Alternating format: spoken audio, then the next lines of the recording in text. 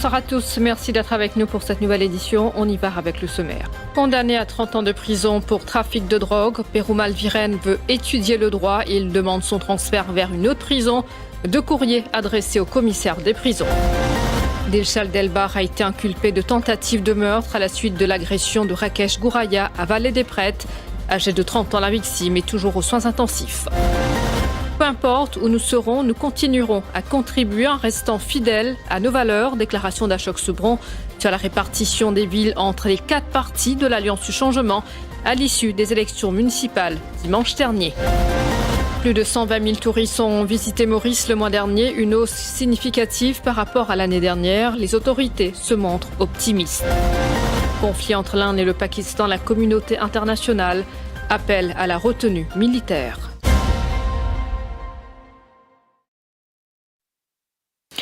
À peine nommé commissaire des prisons, Dave Djokou se voit déjà confronté à des demandes hors du commun. Perumal Viren souhaite entamer des études de droit et demande son transfert vers une autre prison. Ce détenu est considéré comme l'un des plus influents trafiquants de drogue du pays. Il purge actuellement une peine de 30 ans à la prison de la Bastille. Dans 2 lettres datées du 28 avril, il sollicite à la fois l'autorisation d'étudier le droit et son transfert vers un autre établissement pénitentiaire, Mervyn Beaton. Dans sa première missive, Perumal Viren explique qu'il s'est inscrit à un programme de Bachelor of Laws de l'University of London depuis juillet 2021, inscription accompagnée d'un numéro d'étudiant. Il soutient que malgré les restrictions d'accès à Internet et aux appareils électroniques, il est possible de suivre ses cours à distance par correspondance. Il rappelle d'ailleurs avoir été autorisé à passer des examens de GCE A-Level en 2019 en mathématiques et en français. Le prisonnier indique également disposer de près de 100 ouvrages de droit et estime que l'administration pénitentiaire lui refuse son droit fondamental à l'éducation. Toutefois, selon nos sources, permettre à Perumal Viren de suivre des études impliquerait de lui accorder des aménagements spécifiques difficilement conciliables avec les règles strictes de sécurité en vigueur à la Bastille. Dans une seconde lettre adressée au commissaire des prisons, Perumal Viren demande son transfert vers une autre prison, évoquant des conditions de détention qu'il juge inéquitables. Transféré à la Bastille en 2018, il dit vivre dans une forme d'isolement depuis 7 ans, sans accès aux installations disponibles dans d'autres centres pénitentiaires, tels que bibliothèques, terrains de sport ou programmes de réhabilitation. Il se présente également comme un patient psychiatrique souffrant de divers troubles de santé et estime que son maintien en détention à la Bastille représente un risque pour son bien-être mental. Il avance même que sa situation résulterait de motivations politiques. L'administration pénitentiaire reste toutefois prudente face à ces requêtes. Incarcéré à la Bastille pour des raisons de sécurité, Perumal Viren est considéré comme un détenu à haut risque susceptible de jouer un rôle de meneur en prison. Toute détention à la Bastille est décidée par un assessment committee composé de hauts responsables et non par le commissaire des prisons. En ce qui concerne l'accès aux soins, les autorités pénitentiaires assurent que chaque établissement dispose d'un médecin et d'un infirmier et que des spécialistes visitent régulièrement les détenus. Perumal Viren n'est pas étranger aux polémiques. En 2024, il avait été accusé d'avoir proféré des menaces contre un assistant surintendant des prisons. Plus récemment, en mars 2025, il a affirmé que 4 hauts gradés lui auraient réclamé 2,5 millions de roupies en échange d'un transfert. Il avait également fait parler de lui lors de la commission d'enquête sur la drogue en 2017, au cours de laquelle il avait lancé de graves accusations à l'encontre de l'ex-premier ministre Pravin Jugnauth. Il avait également parlé de liens entre le financement des partis politiques provenant du trafic de drogue. Condamné initialement à 34 ans de prison, sa peine a été réduite à 30 ans en 2016 par la commission de pourvoi en grâce. Sa libération est prévue pour janvier 2034. Une adolescente de 16 ans affirme avoir été violée à plusieurs reprises par son propre père, un maçon de 48 ans. Les faits se seraient produits au domicile familial. La dernière agression remontant environ 2 semaines. L'adolescente qui est enceinte s'est rendue en début de semaine dans un poste de police accompagnée de sa sœur aînée, Mukul Lula. Une adolescente de 16 ans s'est rendue en début de semaine dans un poste de police accompagnée de sa sœur aînée. Elle affirme avoir été violée à plusieurs reprises par son propre père, un homme de 48 ans maçon de profession. Les faits se seraient produits au domicile familial, la dernière agression remontant à environ 2 semaines. Lin sauvé, lin vini, li pejama kuma ki ce papa in violi. Li jama kuma, li persisé, ce papa in doni en vie à la bière. Lin senti pas bien du tout. À ce moment-là, lin a allongé, quand lin a allongé, c'est le matin quand lin neve, li jama kuma ce papa in attache sur la main avec un lacet soulier couleur noire. Et que li chituni li pache na lenzoli. Quand li pedia ce papa kuma lock sur la main, ce papa in trapli, in batli, in jali kuma, si y a ça avec un le jimoun, li pourrait battre au coin de coude. Il me brûle sur la main. Ha fatigué, et quand il persiste, il raconte moi ici, se l'homme peut couler sur la tête fatiguée. Quand il chivina, sur la main qui brûlait, et l'ingenta bosse sur la tête, sur les copotes. Nathan, ce papa dormi pour les capables sauver, parce que ce papa pas laissé sur aucune place. Ni la boutique, aucune place. Il y a la honte pour un papa faire un papa 48 ans. Il viole ce propre fille, il bien pas bon. Selon les éléments du rapport, la jeune fille aurait confié son histoire à une demi-sœur vivant dans le sud. Le 2 mai, elle a effectué un test de grossesse qui s'est révélé positif. La brigade pour la protection de la famille a été alertée et la victime a été hospitalisée. Une enquête policière est actuellement en cours dans cette affaire. Dilshad Delbar, provisoirement inculpé de tentative de meurtre devant la cour de district de Port-Louis cet après-midi, la police a objecté à sa remise en liberté conditionnelle. Cet habitant de Vallée des Prêtres a été arrêté hier suite à l'agression sanglante de Rakesh Kouraya, survenue vendredi après-midi dans la localité. La victime est toujours admise à l'hôpital Jitu aux soins intensifs où son état de santé est jugé sérieux. Âgé de 47 ans, le suspect a participé à un exercice de reconstitution des faits hier après-midi. Il aurait utilisé des données personnelles extraites d'un système public pour monter une fraude de 32 millions de roupies. L'ancien employé de l'Asset Informatics Limited, reconverti en entrepreneur, est soupçonné d'avoir enregistré 285 personnes à leur insu auprès de la MRE pour détourner la prime à l'emploi. L'enquête de la Financial Crimes Commission soulève de vives inquiétudes sur la sécurité des données au sein des institutions de l'État. Tomeshwarnath Ramlowot a comparu devant la justicière pour sa mise en accusation provisoire à Noubdoukia. Derrière cette fraude massive de 32 millions de roupies, un homme au profil discret mais redoutablement méthodique. Avant de créer ses entreprises, il a travaillé un temps à la State Informatics Limited, la SIL. C'est là qu'il aurait eu accès à des bases de données sensibles, dont des numéros de carte d'identité et autres informations personnelles. Des données qu'il aurait conservées pour ensuite lancer plusieurs sociétés et enregistrer frauduleusement 285 employés fictifs auprès de la MRE à leur insu. Son objectif, détourner les aides publiques liées à la prime à l'emploi versées directement sur ses comptes.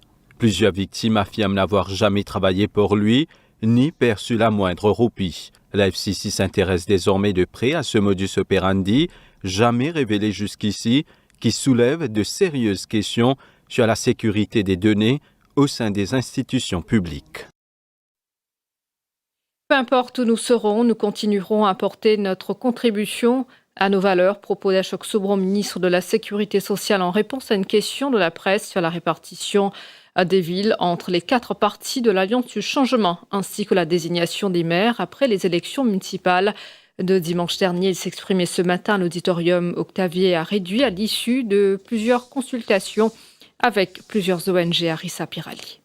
Interrogé sur la répartition des villes entre les 4 partis de l'Alliance du changement et sur la désignation des maires après les élections municipales de dimanche dernier, Ashok Sobron s'est voulu rassembleur. Peu importe où nous serons, nous contribuons à apporter notre soutien à nos valeurs, a-t-il déclaré. Le ministre de la Sécurité sociale s'exprimait ce matin à l'auditorium Octavier à Réduit après une séance de consultation avec plusieurs ONG.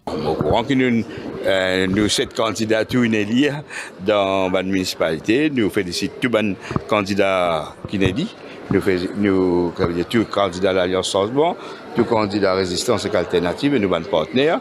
Nous félicitons les 3 candidats de l'opposition, c'est nous qu'à dire, qui est extra-parlementaire, qui est dit. Nous félicitons. Nous solidaires avec mon candidat qui est tombé. Moi, je suis particulièrement solidaire avec Mme Nancy, qui est dans Ward 8 pour lui, dans lequel je donne un coup de main, quand il n'y a pas de récit passé. Et la municipalité, nous avons le choix devant nous, devant le gouvernement. Soit organiser, soit faire élection Là, faire réforme à l'administration régionale, soit faire réforme à l'administration régionale, qui est complètement détruite dans les plusieurs décennies, et pour réformer, pour qui qui vivent dans la ville sentir qu'ils appartiennent à la municipalité, aussi bien après dans le district council, le village council, et donne plus de pouvoir, décentralise le pouvoir. Nous pas beaucoup adresse. Peu importe quand nous pouvons être, nous pouvons amener nos contributions, c'est-à-dire nous pouvons amener nos bonnes valeurs de décentralisation pouvoir, nous pouvons amener nos bonnes valeurs écologiques et la nécessité d'adapter à les conséquences crise écologique et climatique, nous pouvons amener nos bonnes valeurs mauricianistes, nous pouvons amener nos bonnes valeurs de la culture, de la nécessité qui est de revivre la culture dans Maurice. Mais peu importe qui nous fait, ou comme nous, les peuples Maurice connus, c'est pas bonne position. Moi, je pense, vous pouvez être ministre. Ok, mon ministre, c'était là. Alors, c'est pas. Nous, si mon ministre, c'est pour porter cette valeur là. Par ailleurs, dans le cadre de l'élaboration du prochain budget, Ashok Soubron dit avoir soumis plusieurs propositions. Il plaide notamment pour une réforme en profondeur du régime de pension avec un accent particulier sur les personnes en situation d'handicap. Lutte contre les crimes financiers, Jyoti Jitan plaide pour une évaluation rigoureuse afin d'identifier les faiblesses du système. Dans le but de mieux lutter contre le blanchiment d'argent et le financement du terrorisme, la ministre des Services financiers s'est exprimée lors d'un atelier consacré à la présentation des conclusions de la National Risk Assessment, compte rendu Nabia Mouraja. La ministre des Services financiers, Jyoti Jitan, plaide pour une évaluation rigoureuse du système actuel afin d'en identifier les failles et de mieux lutter contre le blanchiment d'argent et le financement du terrorisme. Elle participait à un atelier dédié à la présentation des conclusions de la National Risk Assessment, un exercice clé dans l'adaptation du pays aux exigences internationales. En 2020, Maurice retrouve la liste grise de FATF qui n'est pas bon du tout pour nos pays. Pareil comment nous payons qui Maurice capable de downgrade de Moody's, il est important que Maurice pareront dans la liste grise de le EU Grey List. Et c'est pourquoi le National Risk Assessment est important, parce que c'est un process qui met en place pour assurer que constamment nous périguer tout nos systèmes de AML-CFT pour s'assurer que nos systèmes de surveillance, nos risques qui nous peut tackle ça. La ministre a par ailleurs réaffirmé l'engagement de Maurice à respecter les standards mondiaux en matière de transparence financière. Elle a souligné que seule une collaboration renforcée entre les institutions publiques, le secteur privé et les autorités de régulation permettra de faire face efficacement aux menaces qui pèsent sur l'intégrité du système financier mauricien. Parlons tourisme à présent, une hausse de près de 14% des arrivées touristiques enregistrées en avril dernier. Comparé à la même période de l'année dernière, un peu plus de 120 000 visiteurs ont foulé le sol mauricien le mois dernier, même si cette performance est positive. Pour la période cumulée de janvier à avril 2025, les chiffres sont en léger repli, soit à une baisse d'1,2% comparé à la même période en 2024. Ces données ont été publiées par le Bureau des statistiques hier, des chiffres qui traduisent une dynamique contrastée pour le secteur touristique au cours des 4 premiers mois de l'année. Roukaya Korimbokus Rafik. Le nombre d'arrivées touristiques pour le mois d'avril montre une embellie. Alors qu'à la même période l'an dernier, Maurice avait accueilli 105 619 visiteurs contre 120 157 touristes cette année, soit 14 538 visiteurs de plus. Toutefois, sur la période cumulée de janvier à avril, le pays enregistre une baisse d'1,2% avec 446 546 touristes qui ont séjourné chez nous, contre 452 181 à la même période en 2024. Cette légère baisse ne suscite pas d'inquiétude au sein de la Mauritius Tourism Promotion Authority. Selon Claire Lelay, présidente de la MTPA, plusieurs facteurs expliquent cette situation. D'abord, le passage du cyclone Garance durant le premier trimestre a eu un impact sur les réservations. Ensuite, les arrivées en provenance de la Réunion, l'un de nos plus importants marchés, ont été freinées par le chikungunya qui a sévi à l'île Sœur. À cela s'ajoute le climat d'incertitude sur le plan international après l'élection de Donald Trump. Elle ajoute que la baisse pour la période cumulée doit être relativisée car le rebond en avril est porteur d'espoir. Claire Lelay indique que les perspectives pour mai et juin sont bonnes. La MTPA mise sur la promotion de la destination mauricienne pour remonter la pente. Le chanteur nigérian Rick Hassani affirme avoir été soumis à un contrôle approfondi dès son arrivée à l'aéroport à Maurice sans raison apparente. Il dit avoir été victime d'un profilage racial. Maurice, vous devez faire mieux, être ciblé à l'aéroport est humiliant. Je suis reconnaissant pour la patience dont mon équipe et moi avons fait preuve. On pardonnera, mais c'était plutôt désagréable. C'est sur sa page lundi que le chanteur Rick Hassani a exprimé son mécontentement.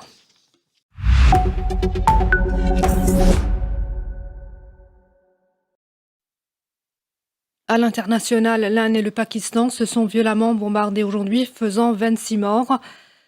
Reportage de France 24.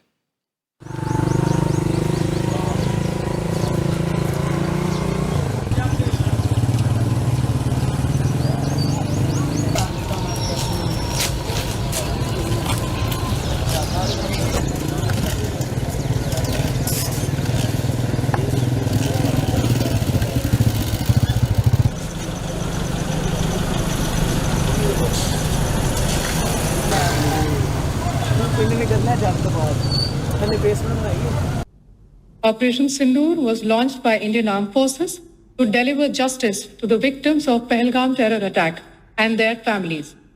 9 terrorist camps were targeted and successfully destroyed.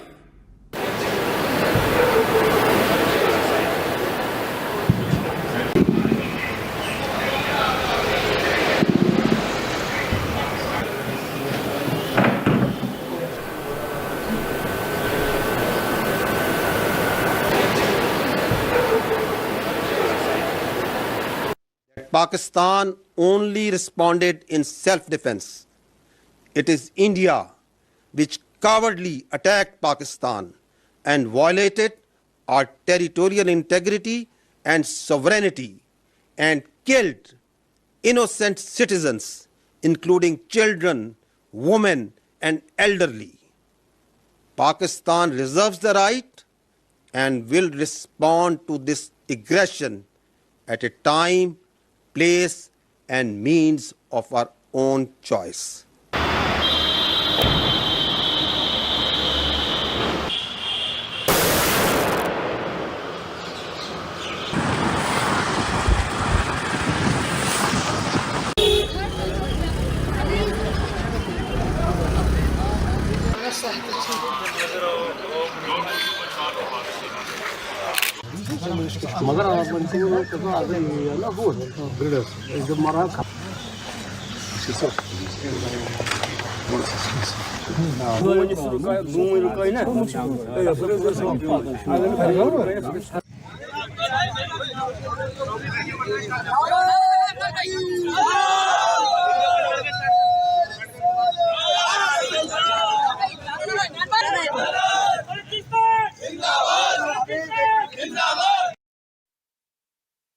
Et au Vatican, comment va se dérouler le conclave qui s'est ouvert ce mercredi pour désigner le successeur du pape François?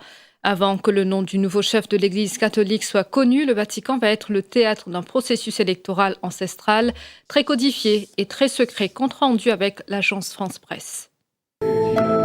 Qui va succéder au pape François? Avant que le nom du nouveau chef de l'Église catholique soit connu, le Vatican va être le théâtre d'un processus électoral ancestral, très codifié et très secret.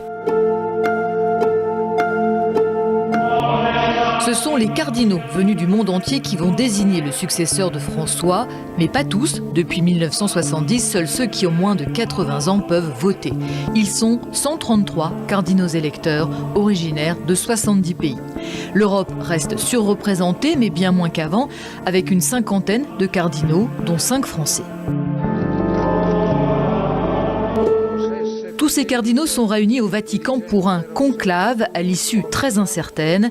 En latin, conclave signifie fermé à clé. C'est dans la chapelle Sixtine que les cardinaux électeurs s'enferment pour élire l'un d'entre eux. Selon un rituel hérité du Moyen-Âge, le maître des célébrations prononce la formule extra omnes, tous dehors. Toutes les personnes étrangères au vote quittent les lieux et les cardinaux sont alors complètement coupés du monde extérieur. Pendant tout le conclave, ils sont logés à l'intérieur du Vatican, privés de tout moyen de communication. Cette élection ultra secrète se fait au rythme de 2 scrutins le premier jour, puis 4 les jours suivants, 2 le matin et 2 l'après-midi, jusqu'à ce qu'un cardinal obtienne 2/3 des voix. Les bulletins de vote sont brûlés dans un poêle après chaque demi-journée. Tant qu'aucun pape n'est élu, la cheminée de la chapelle Sixtine, visible par les fidèles depuis la place Saint-Pierre, dégage une fumée noire. Pour le pape François, seuls 2 jours et 5 tours de scrutin ont été nécessaires pour que le conclave s'accorde, mais sur les 10 derniers conclaves, la durée moyenne était de 3 jours. Si cette fois, il n'y avait toujours aucun résultat au bout de 3 jours, le scrutin serait interrompu par une journée de prière. Les votes reprendraient ensuite jusqu'à ce qu'une majorité des 2/3 se dégage. Lorsqu'un pape sera enfin élu, c'est une fumée blanche qui s'échappera de la chapelle Sixtine.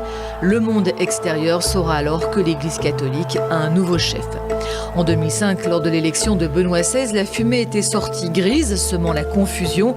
Désormais, l'ajout de produits fumigènes dans un second poêle renforce la couleur noire ou blanche. Lorsque la fameuse fumée blanche s'élèvera dans le ciel du Vatican, la basilique Saint-Pierre fera retentir sa grande cloche. Et depuis le balcon central, c'est un cardinal français qui annoncera la nouvelle aux fidèles avec la célèbre formule en latin « Habemus Papam, nous avons un pape ». Il dévoilera aussi le nom que s'est choisi le nouveau souverain pontife, généralement en hommage à un ancien pape dont il se sent proche, avec l'ajout d'un chiffre romain indiquant son ordre de succession. Avec une exception pour François, qui fut le premier à choisir ce prénom en l'honneur de saint François d'Assise. Le nouveau chef de l'Église catholique apparaîtra alors à son tour au balcon de Saint-Pierre pour prononcer sa toute première bénédiction, Urbi et Orbi, et il deviendra officiellement le 267e pape de l'histoire.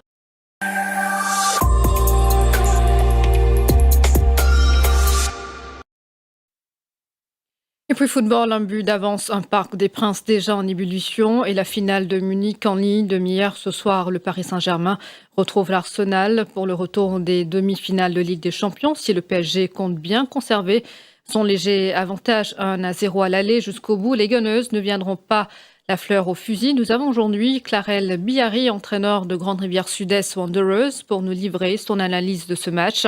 Le coup d'envoi du match PSG-Arsenal sera donné à 23h. Bon, comme au PGT, on trouve toute l'équipe et en le même tactique de 4-3-3. Et le 4-3-3, c'est une tactique très offensive. Et ça a démontré que Perrault vient gagner le match. Et comme on dit, un peu plus bonheur, qui tout est encore joué. Et si vous demandez moi, et en qui faveur, je vous donne la qualification ce soir, ben, je pense que je vous donne la faveur à l'équipe Arsenal qui peut gagner ce match 2-0. Parce que vous connaissez, pour moi, ça match là, franchement, moi, je trouve ça match, c'était une finale. Et une finale, vous connaissez, une finale, vous ne pouvez pas jouer. Une finale, quand vous venez pour gagner. Alors, c'est sûr que l'équipe Arsenal pour venir donner tout pour les qualifier pour la finale. Et si vous demandez un score, vous pouvez nous 2-0 en faveur de l'équipe Arsenal et 2 buts de Saka. Merci. Dans un instant, nous allons aborder la faible taux de participation aux dernières municipales après cette pause.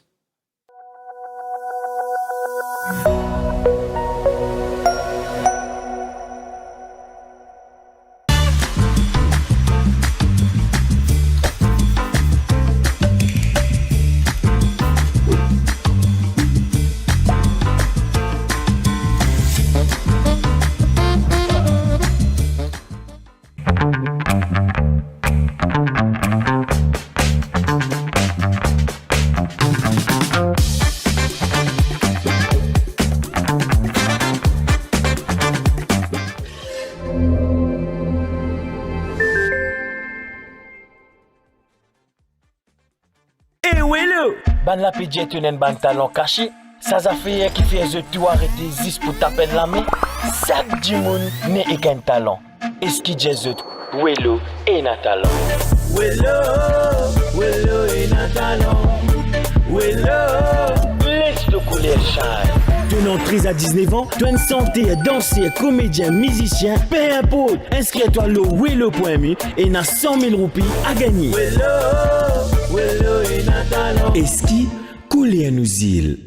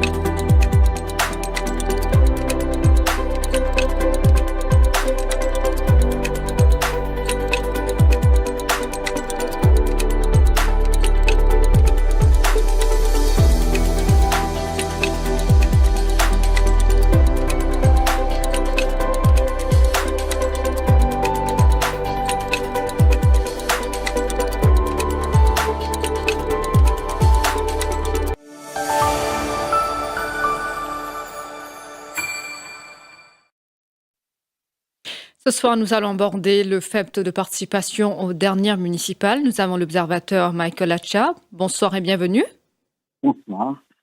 Donc 26,2%, c'est le deuxième plus faible taux de participation dans l'histoire d'une élection municipale dans Maurice après 1991. Qui au premier commentaire alors là, qui fait ban citadin in bout les urnes? On parle.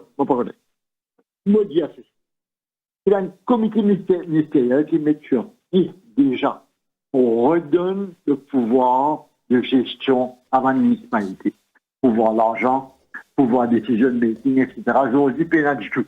Aujourd'hui, la municipalité, toujours quelque chose bizarre, devant le ministre de l'administration régionale. Alors, ça, le gouvernement peut faire extrêmement bien dans beaucoup de choses, mais là, si vous avez fait ça dans la réforme, là, avant, et faire le vote après. Mais le vote avant, et après, ça veut dire maintenant, pour faire ça dans le changement-là. Ça explique peut-être pourquoi, vous me dites, mais ça va une municipalité-là, en ce moment-ci, il est presque un commentateur qui dit presque une coquille vide. Parce que, justement, malheureusement, il peut avoir pouvoir pour faire tout ce qu'il disait pour améliorer la ville. Alors, peut-être ça, une des raisons explique, malheureusement, pourquoi il voulait rester.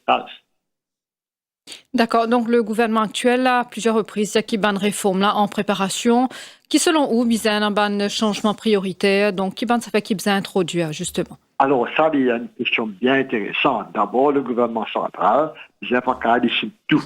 Parce que c'est au niveau de la ville qui ban conseiller connaît que bien prendre, par exemple, la route pédestrienne, que bien peinturer, que peut la cycling lane, que peut la accessibilité aux services. Multicliniques, transferts, shops,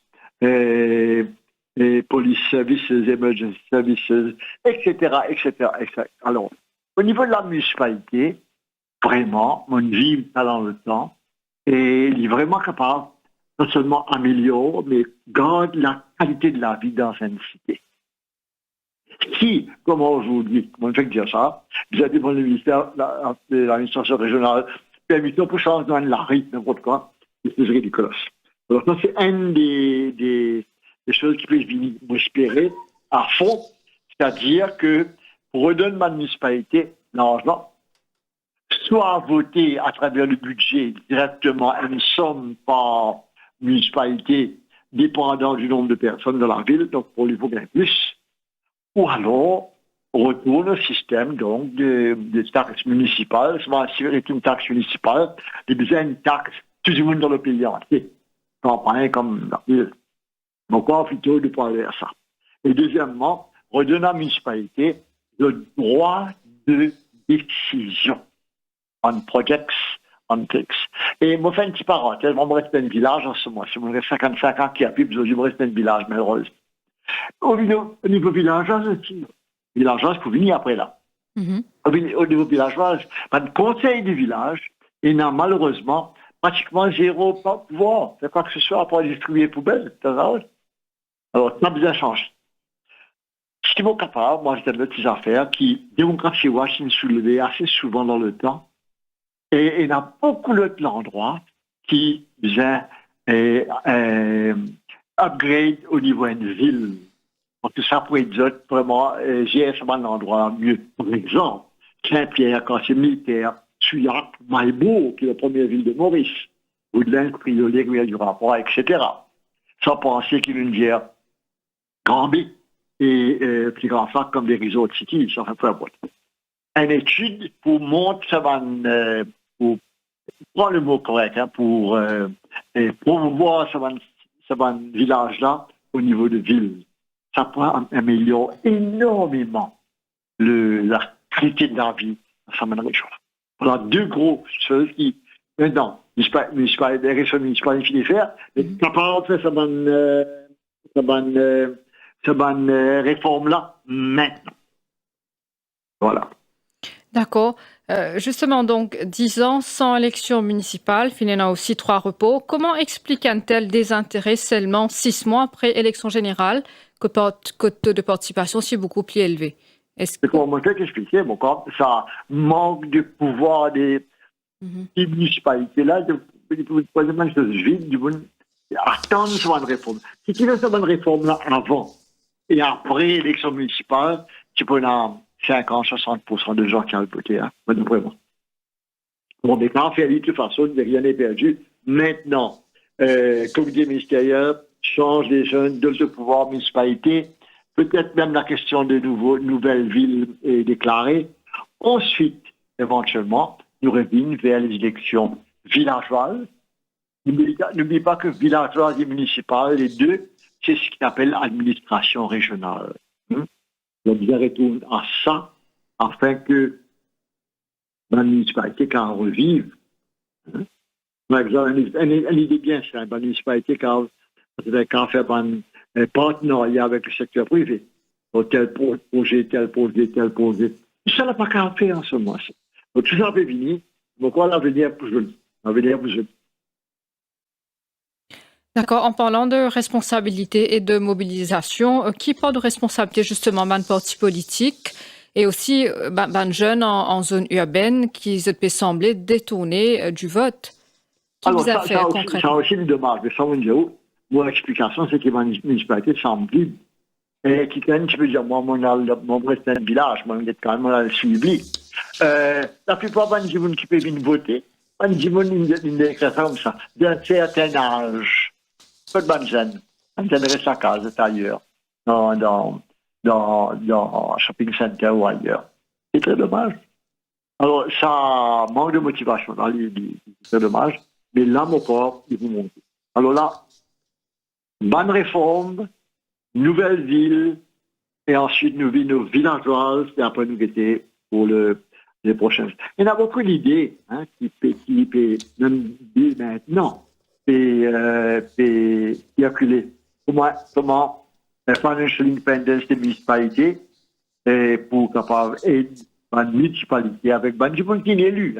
C'est des gens qui sont intéressants qui sont élus. Il y en a deux qui ont avec moi quelques jours de ça. Et je le will pour améliorer les choses. J'ai bien maintenant le pouvoir de le faire. Voilà. D'accord. Donc, pour l'organisation, n'importe quelle élection, il y a une grosse organisation qui fait. Et dans le pays aussi, qui se met l'option vote obligatoire. Est-ce que vous pensez que cette option-là est réaliste pour Maurice? Écoute, ça, c'est quelque chose que la démocratie a soulevé beaucoup de fois. Et moi, personnellement, puisque nous avons la question que j'appelle là, 2, 3, 4 fois nous n'exerçons pour Démocratie Watch, droit et devoir. Vous avez le droit à voter. Vous avez aussi également, il y a le devoir de voter. Droit et devoir. Il y a des pays comme la Suisse, par exemple, France, l'Australie, voter, il y a un devoir. Mais vous connaissez comment ça marche bien en Suisse? Pas seulement pour voter pour ma municipale, d'autres choses, etc. Même parfois quand il y a une décision importante que le pays vous prend. Ce que de faire un genre de référendum. Est-ce que nous devons, on va prendre l'exemple, déclarer la troisième langue en Suisse, à part le français et l'allemand, devient une langue officielle. En Maurice, jusqu'à dire que vous êtes déclaré une langue au Parlement à accorder l'anglais et le français. De faire un référendum et le résultat du référendum, comment il faut ça? 90% du monde voter dire c'est l'affaire. Alors, ce droit de vote a vraiment besoin suivi d'un devoir de voter obligatoire. Avec une amende. Quelle est une question de je ne savais. L'amende qui veut pas, si vous avez la moitié, une portion de biais. C'est une rupie. Et j'ai dit, à moins que vous avez un certificat médical, qui m'a à ce jour-là, vous avez voter. C'est tout. Quand vous allez à l'école, vous allez à l'école, pendant la classe, sans rien, etc. Donc, on dit, à 60 limites, vous avez 60. Alors, voter, naturellement, il ne faut pas obliger du monde qui veut choisir. Il y a le voter, et là, on vote pour tel parti, tel du monde, mais aussi quand on met un lapin en bas, on vote pour personne, un vote neutre. Il fait ça. Voilà un peu le case que on peut faire pour ce genre de vote obligatoire, que ce soit municipal, villageoise et naturellement législatif. Voilà. Michael Hatcher, vous pensez qu'il y a la possibilité de vote online ou même à l'avance? Est-ce que ça est capable d'encourager une meilleure participation? Non, moi, crois pas. Il est capable, peut-être il est capable. Mais il est dangereux, vote online. Il est dangereux du point de vue, c'est quand c'est quelque chose qui est online, qui a fait que je ne peux pas fausser. Ce vote du monde fini, c'était le nombre de commissaires électoraux en Maurice, l'Electoral Commission, un des meilleurs au monde. La quantité de facilité qui est là partout là. Pour être dans l'endroit, pas plus de 1 kilomètre de Cotou, il y a un centre de vote. Mais il est remarquable. Alors que je vous dérange, il prend 15 minutes à aller retourner, et enfin. Non, moi pas pour ça vote online, pour les raisons de sécurité. Il y a un commissaire électoral, c'est à dire d'ailleurs. Il y a un pays qui vote, etc., il open to possibility of wrongdoings and so on.